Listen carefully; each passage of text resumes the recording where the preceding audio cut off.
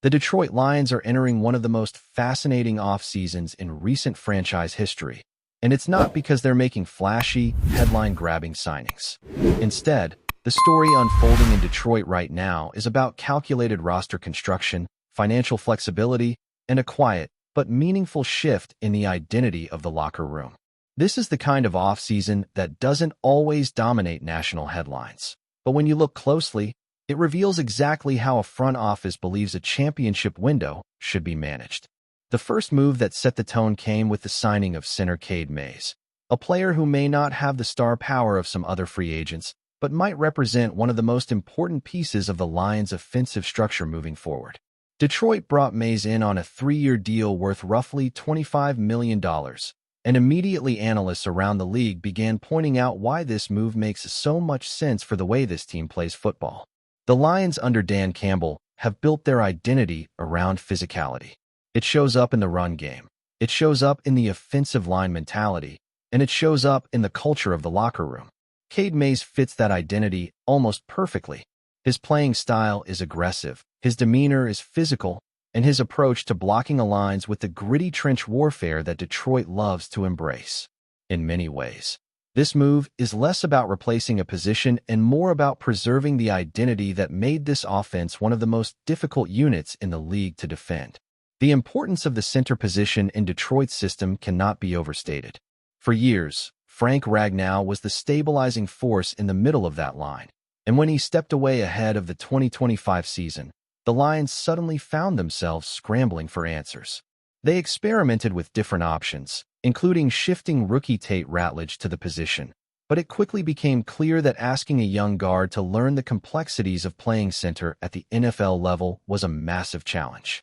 Ratledge showed flashes of promise, but the transition was not smooth. Eventually, the Lions were forced to move veteran Graham Glasgow into the role just to restore stability.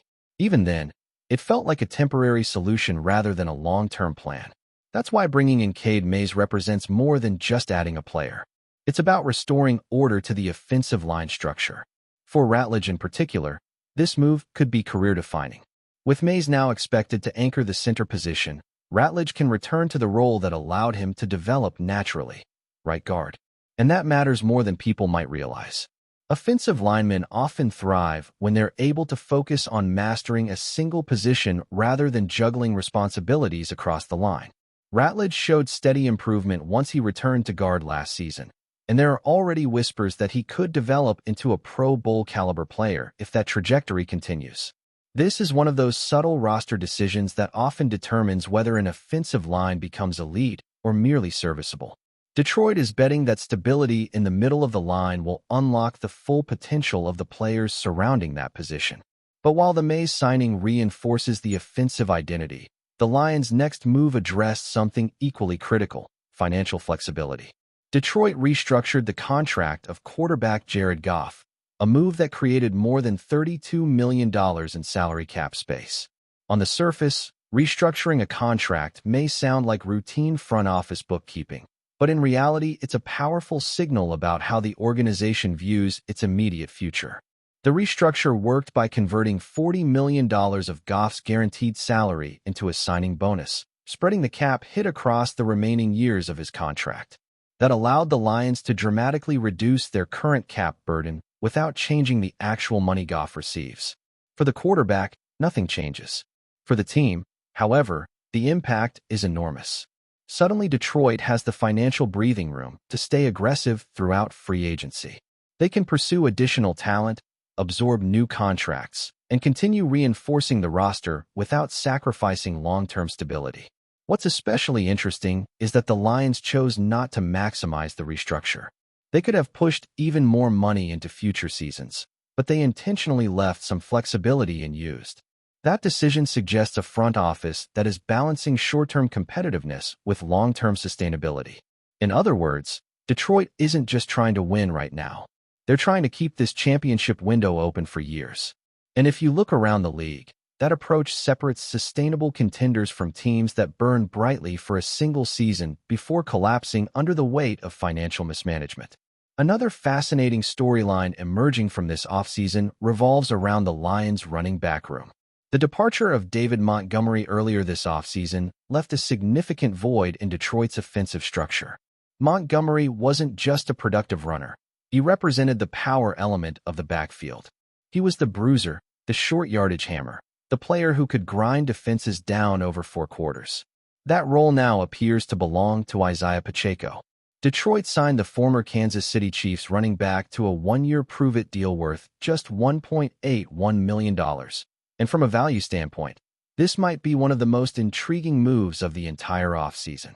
Pacheco arrives in Detroit with a fascinating career arc.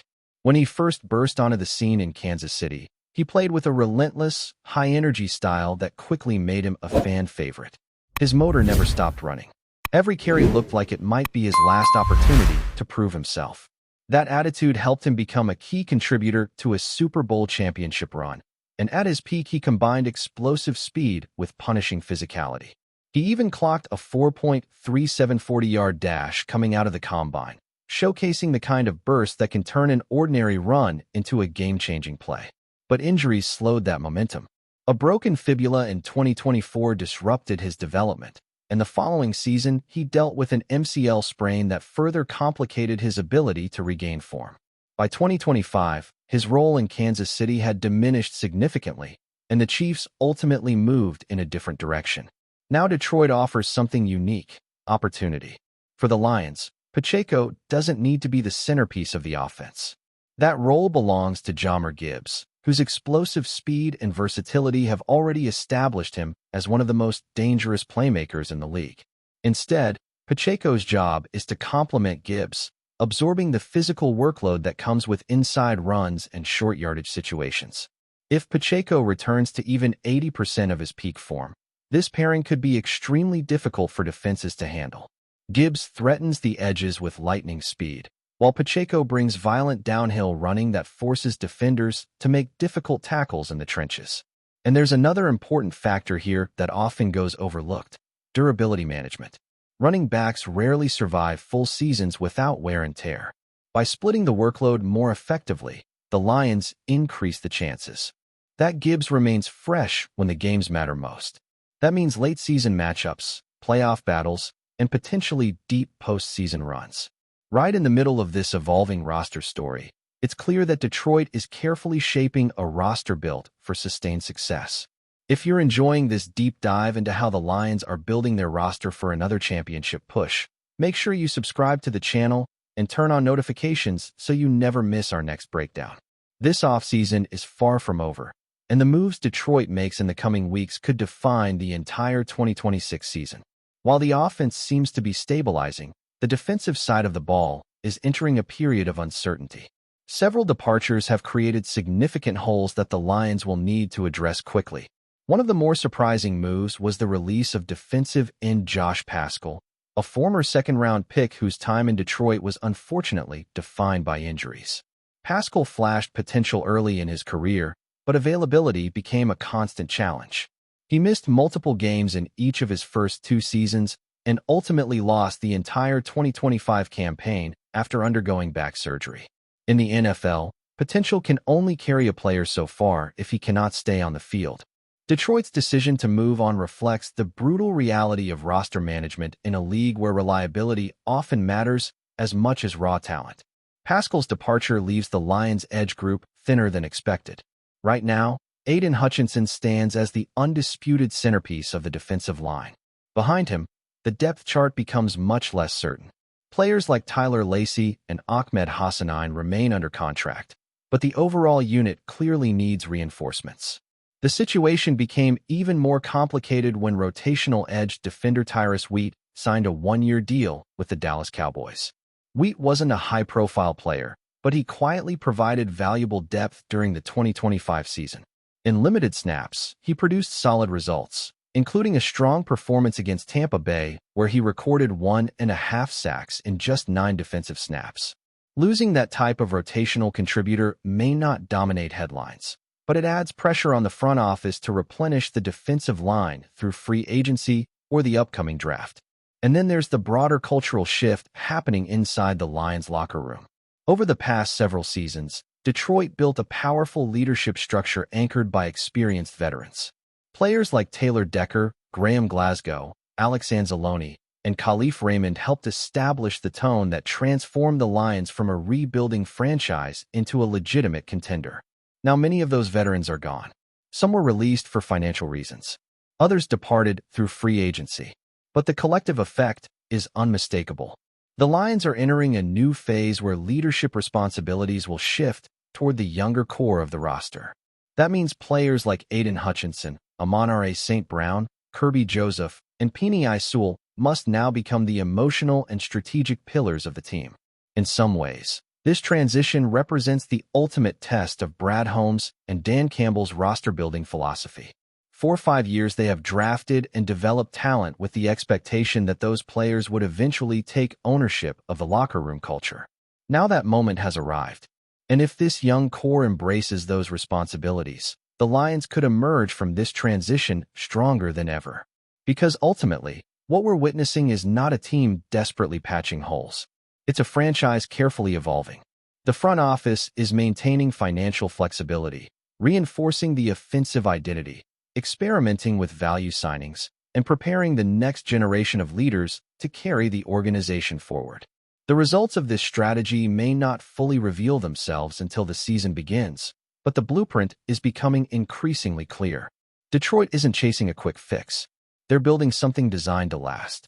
And if these moves pay off the way the Lions believe they will, this offseason could be remembered as the moment when a contender quietly transformed into a long-term powerhouse. If you want more deep analysis on the Detroit Lions, their offseason moves, and what it all means for the upcoming NFL season, make sure you subscribe to the channel and drop a comment with your thoughts on these signings. Do you believe Cade Mays is the right answer at center?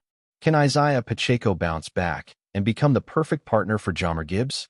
And what move do you think Detroit still needs to make before the season begins? This Lions roster is still evolving, and the next chapter of this offseason could be even more important than the first.